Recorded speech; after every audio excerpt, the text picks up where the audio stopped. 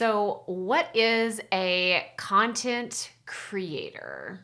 It's funny because this definition isn't actually even in the dictionary as of right now, but I did find the Wikipedia definition for you to check out. So let me just read it to you. Wikipedia defines a content creator as content creation is the contribution of information to any media, and most especially to digital media, for an end user audience in specific context. So that's the technical definition, but let me give you my definition of what a content creator really is. Let's get right to it.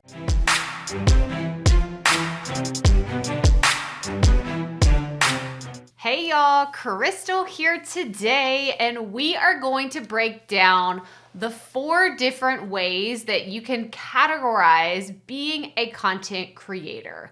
Now, this is really stemming from my own experience of creating different types of content across multiple platforms, but I really want this to be an encouragement to you if you're just getting started. If you're like, I'm just in research mode and I'm trying to figure out what this whole content marketing thing is and what content creation is or looks like. And I just want to know, just tell me straight up exactly what a content creator is and what they do.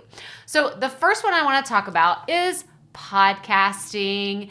It is just one of my great loves. It's one of my favorite things that I like to do because you're creating an audio file, possibly in a room by yourself. If you want to watch these videos right here, all about creating solo content, please check that out. Or you're having amazing conversations and interviews with people in your industry or people that you are excited to talk about. So what I really enjoy about podcasting is it gives you the ability to have deeper conversations that you can't always have in other forms, or your audience doesn't always want to sit down and watch an hour or 2-hour long conversation on a YouTube video as much as they would enjoy, hey, I'm gonna put my phone in my pocket, put my earbuds in, and I'm gonna go on a run or walk the kids or driving in the car. So that is one way of creating content, is through creating podcast episodes. You can actually check out my podcast. I have the Proffitt Podcast as well as the Potty Report. This is my weekly show where I put out episodes every Tuesday and Thursday. And then the Potty Report is my daily podcast where I put out episodes every Monday, Wednesday, Friday, and there are 5 minutes or less. So make sure you go check those out. They're great examples. The next piece of being a content creator is YouTube. Yes, it's one of my favorites as well. I love podcasting. I love YouTube. And I have an affinity for the next one that I'm going to talk about. But let's talk about YouTube, because video, it is not going anywhere. Video is here to stay. I have 3 children right now. Their ages are 12, 9, and 6. They watch YouTube all the time. They're not watching all the other streaming services. They are watching their favorite creators on YouTube. So I look at, here these children are, it's a whole generation of kids that are watching other people create the content that they want. It is specifically created for a particular audience, and they love it. They love it so much. And so it's not going anywhere. Video is here to stay. And so I'm going to encourage you, if you're trying to make that decision between a podcast, YouTube, or our next piece of content, then I am just going to encourage you to embrace video. It's not going anywhere.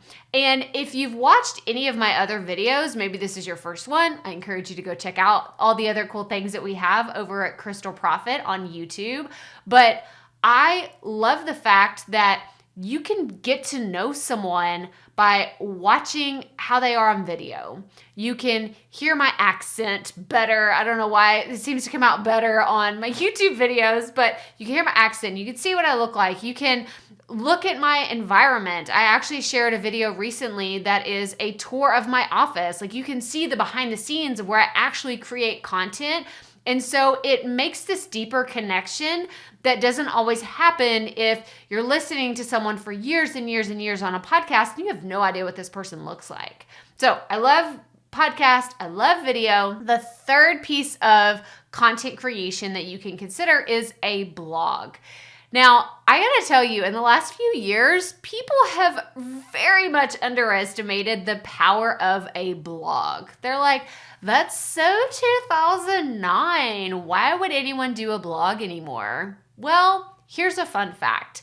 You can actually take the content you're creating on your podcast or on your YouTube channel and add it to your website.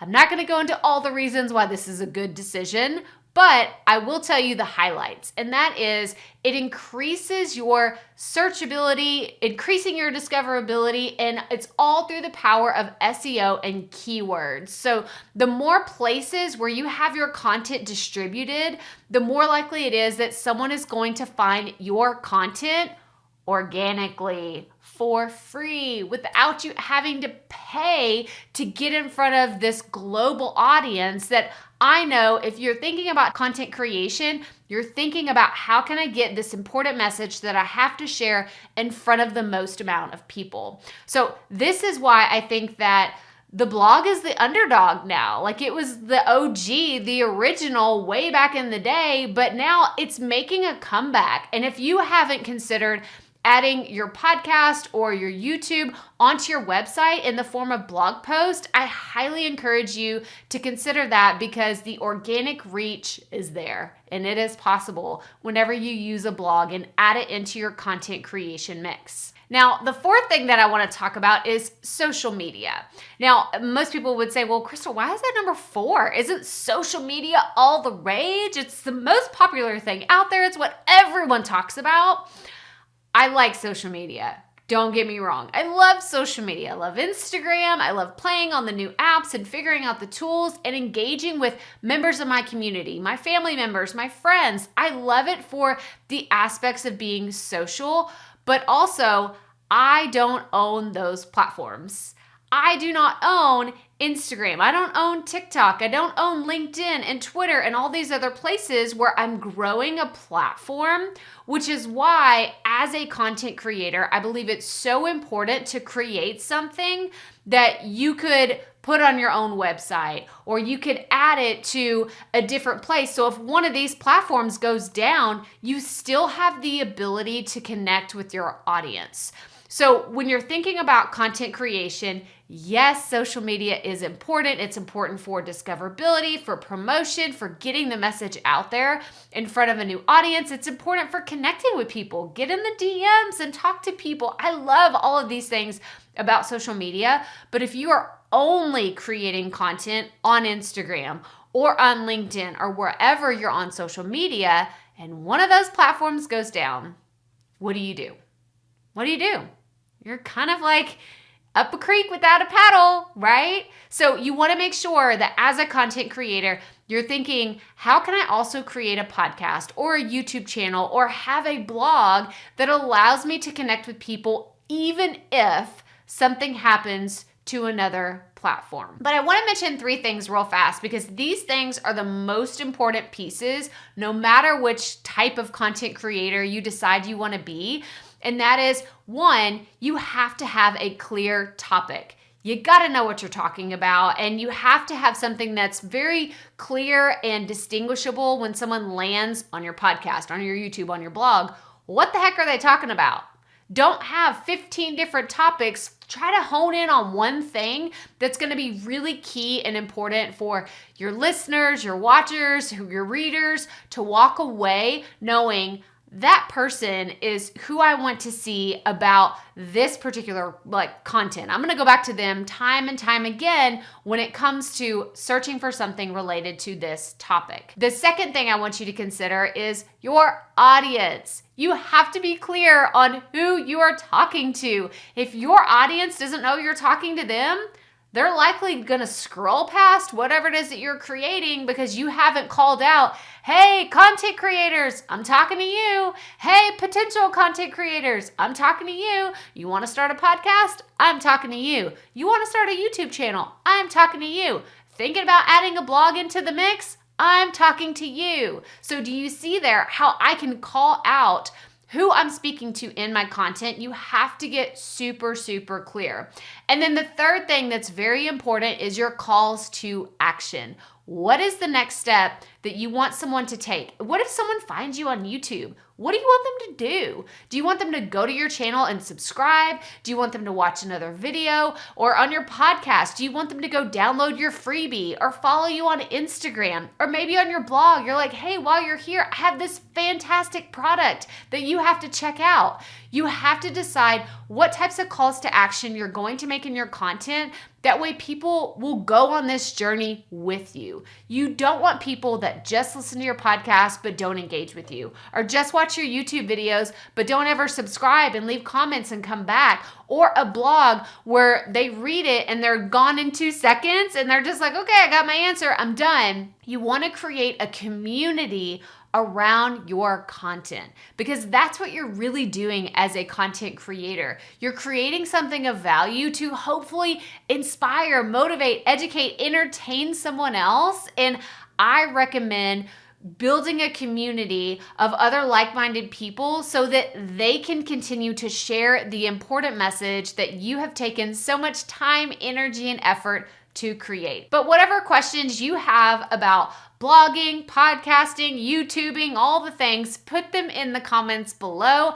I would love to answer any questions that you have. Maybe you're interested in becoming a content creator. Maybe you're a lost content creator and you're like, I don't really know what I'm doing.